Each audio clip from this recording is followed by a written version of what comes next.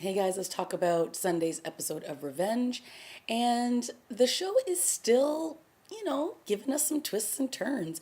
So we remember from last week's episode, Emily has decided that she is going to continue her vendetta against the Graysons. And in this episode, she had to deal with Sarah.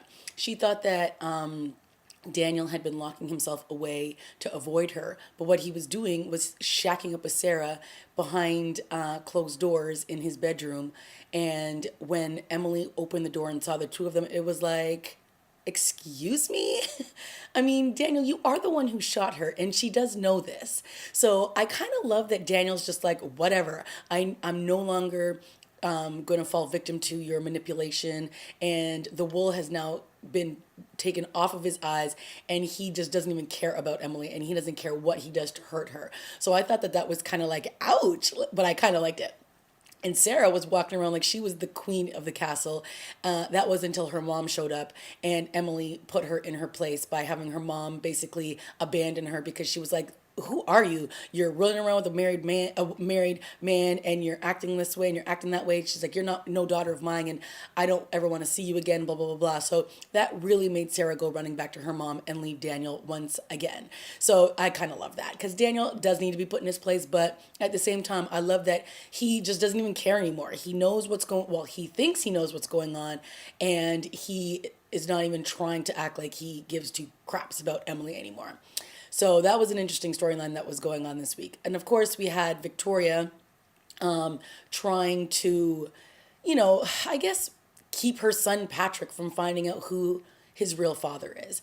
And in doing so, we find out that I guess his father raped Victoria when she was younger. And I mean, of course, that's a sad story and nobody wants to hear that. But sometimes it drives me crazy when, Victoria is no angel. And we always, have to make a story so horrific to kind of redeem that character. And I'm not saying, trust me, I'm not saying that this all of a sudden this isn't a horrible thing that happened to her. It is 100%. But if this was the story that they originally wanted to tell from the onset of this show, okay. But if we're now just sort of, coming up with story ideas to kind of soften up Victoria in some way, I don't know if I like that because I don't like using that kind of a storyline as, a way to like to have a plot point in the show.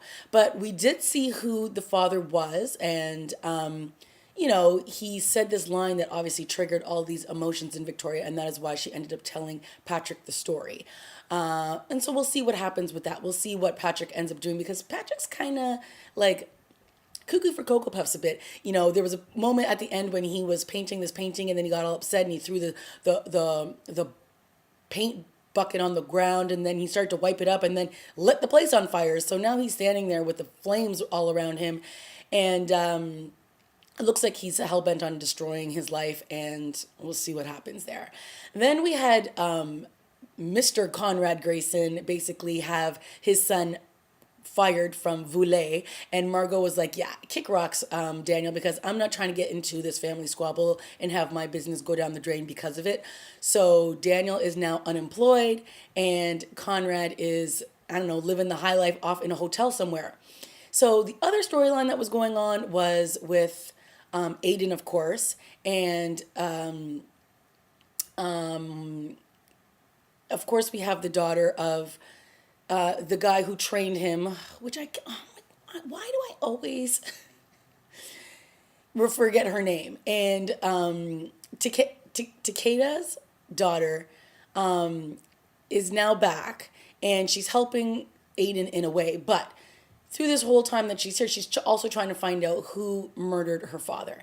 And in the very last scene of this episode, she finds the sword that her father was always would always have in his presence at the home of Nolan, and it was in underneath the bed. So now obviously she is aware that somebody in this mix has something to do with the death of her father. And I'm sure it's not going to take hard to put two and two together to find out that it was Aiden.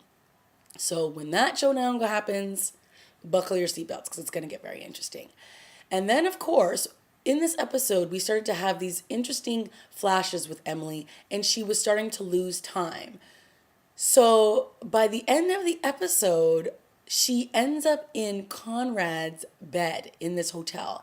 And she's got this panic look on her face because she has no idea how she got there. And he's making it sound like they had this tryst.